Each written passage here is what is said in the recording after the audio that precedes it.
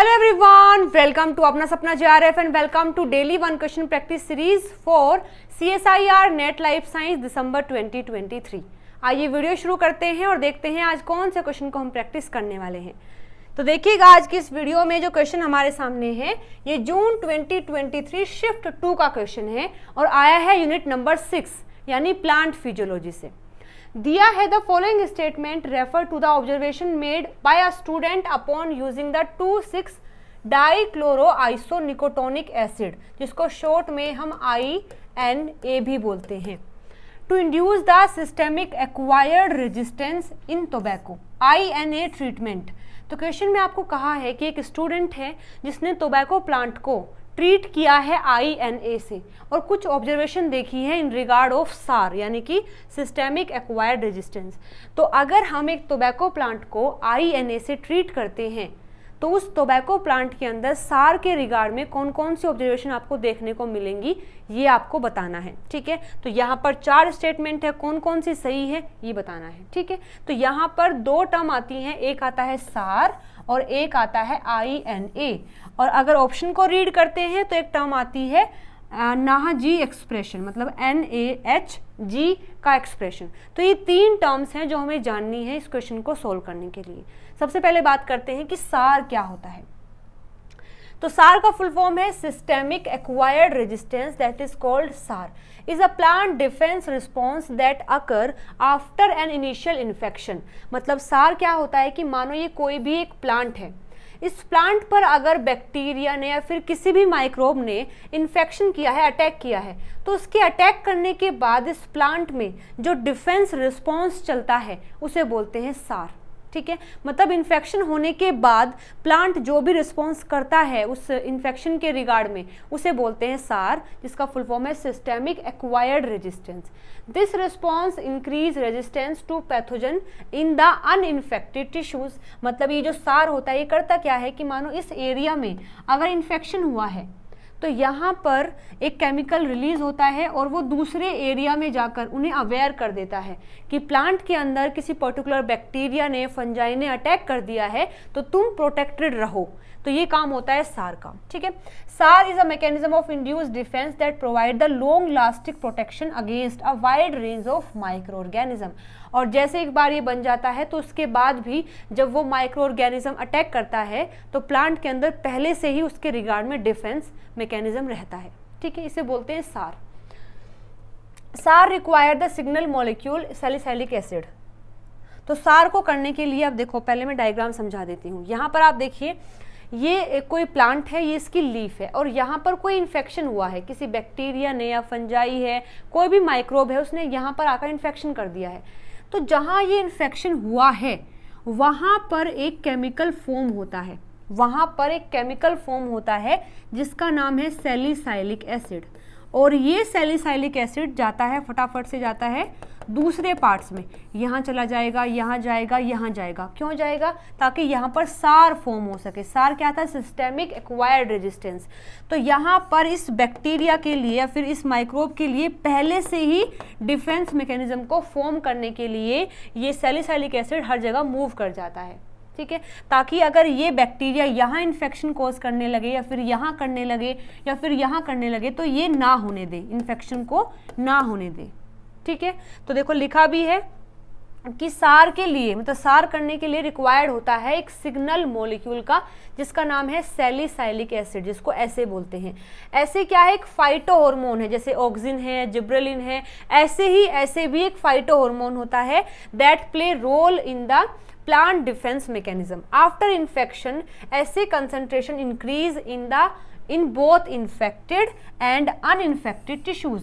तो जैसे इस एरिया में अगर हुआ है इन्फेक्शन, जैसे यहीं पे देख लेते हैं, इस एरिया में इन्फेक्शन हुआ है तो इन्फेक्शन होने के बाद ऐसे का जो कंसंट्रेशन है वो यहाँ भी ज़्यादा होगा क्योंकि यहाँ पर तो ये फॉर्म हो रहा है, साथ साथ इन एरिया में भी वो आपको दिखाई देगा क्योंकि वो यहाँ फैल गया है अच्छे से चीज़ों को फॉर्म करने के लिए। ठीक है, तो ये बातें हमने समझ ली है कि SAR क्या होता है। देखो यहाँ भी देख सकते हैं, ये हमने एक प्लांट लिया, इस प्लांट में यहाँ इन्फेक्शन हुआ है, इस प्लांट में जो है यहाँ इन्फेक्शन हुआ है तो यहाँ फॉर्म होगा मिथाइलेटेड सैलिसाइलिक एसिड। ये जो सैलिसाइलिक एसिड है इसकी एक्टिव फॉर्म होती है मिथाइलेटेड।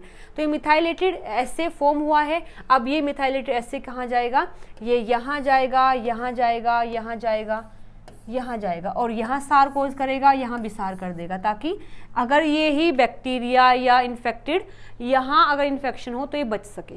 ठीक है, ओके। तो अब बात आती है कि INA क्या है। जो स्टूडेंट है जिसने वहाँ पर इंट्रोड्यूस किया है INA को, वो क्या है ये भी देख लेते हैं। तो INA क्या है, SAR can be activated by the applying SA और इट्स बायोलॉजिकल एक्टिव एनालॉग। मतलब कि जो सार है वो किससे फॉर्म होता है, अभी हमने देखा है कि सार जो है ऐसे से फॉर्म होता है, मतलब अगर ऐसे है तो वो सार को कोज कर देगा। लेकिन ऐसे जैसा ही एक और केमिकल होता है जो एक्टिव एनालॉग है। एनालॉग का मतलब कि वो ऐसे जैसा ही दिखता है लेकिन वो ऐसे नहीं है। जैसे कि 2,6-डाइक्लोरोआइसो निकोटोनिक एसिड INA। तो INA क्या है, केमिकल एनालॉग है किसका, ऐसे का। ठीक है, INA is a synthetic chemical that mimic the SA in SAR induction. मानो ये कोई प्लांट है और यहाँ इन्फेक्शन हुआ है, तो अगर यहाँ ऐसे नहीं है और आप INA डाल देते हैं तो ये INA भी ऐसे की तरह एक्ट करके प्लांट में सार को फॉर्म कर सकता है। ठीक है, ये ऐसे की तरह मिमिक करता है। अब बात आती है कि NAHG ये जीन क्या है। तो ये एक ऐसा जीन है जो कि सार को फॉर्म नहीं होने देता है। मतलब मानो कोई भी एक प्लांट है, उसके अंदर ये जीन अगर है, NAHG जीन अगर उसके अंदर है, तो वो एक ऐसा एंजाइम बनाता है जो सार को जो कि ऐसे को ब्रेक डाउन कर देता है, जो ऐसे को ब्रेक डाउन कर देता है।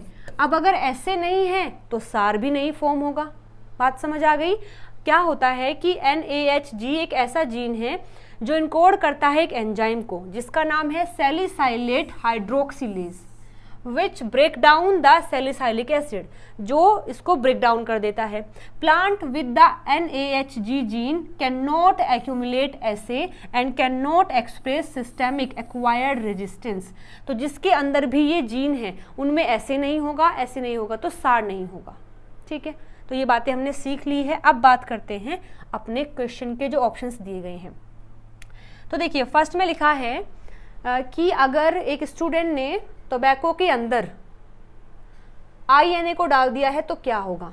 तो enhance the salicylic acid concentration in the plant, तो गलत हो जाएगा क्योंकि जो INA है वो सैलिसाइलिक एसिड के एक्सप्रेशन को बढ़ाता नहीं है, वो उसकी तरह केवल मिमिक करता है। ठीक है, लेकिन इसमें लिखा है कि ये जो INA है उसके ट्रीटमेंट से उस प्लांट के अंदर जो ऐसे है उसका लेवल इंक्रीज हो जाएगा, तो ये गलत है। Does not enhance the salicylic acid concentration in the plant, ये बात सही है कि जैसे ही हम INA से ट्रीटमेंट करते हैं तो उस प्लांट के अंदर ऐसे का लेवल इंक्रीज नहीं होता है, तो B स्टेटमेंट हमारा सही है। C में लिखा है फेल्स टू एक्टिवेट द सार in the NAHG expressing plant, तो ये गलत हो जाएगा। अब देखो, कोई एक ऐसा प्लांट है जिसमें कि NAHG जीन है। ठीक है, अगर ये है तो वहां पर ऐसे नहीं होगा, ऐसे नहीं होगा तो सार नहीं होगा। लेकिन अगर आप उस प्लांट में INA डाल देते हैं, ठीक है, तो INA क्या करेगा, ये तो सार कर देगा ना। ठीक है, तो एक ऐसा प्लांट जिसमें कि NAHG जीन है तो वहां पर सार नहीं हो पाता है, ये गलत हो जाएगा क्योंकि अगर वहां INA है तो वो सार को फॉर्म कर देगा। ठीक है, तो एक्टिवेट कर देता है सार in the NAHG expressing plant, तो ये स्टेटमेंट भी सही है। आई होप आपको कोई कंफ्यूजन नहीं है, मैं अच्छे से समझा पाई हूँ चीज़ें, लेकिन अभी भी अगर कोई डाउट है तो आप कमेंट करके मुझसे पूछ लेना। तो यहाँ हम देख सकते हैं कि उस प्लांट को अगर मैं INA से ट्रीटमेंट कराती हूँ तो वहाँ पर हमें B ऑप्शन दिखाई देगा, मतलब जो सैलिसाइलिक एसिड है उसका कंसंट्रेशन हाई नहीं होगा, साथ साथ वहाँ पर सार को भी फॉर्म किया जा सकता है। अगर वो NAHG जीन है तो भी वहाँ सार फॉर्म कर सकता है, हो सकता है, तो D सही है।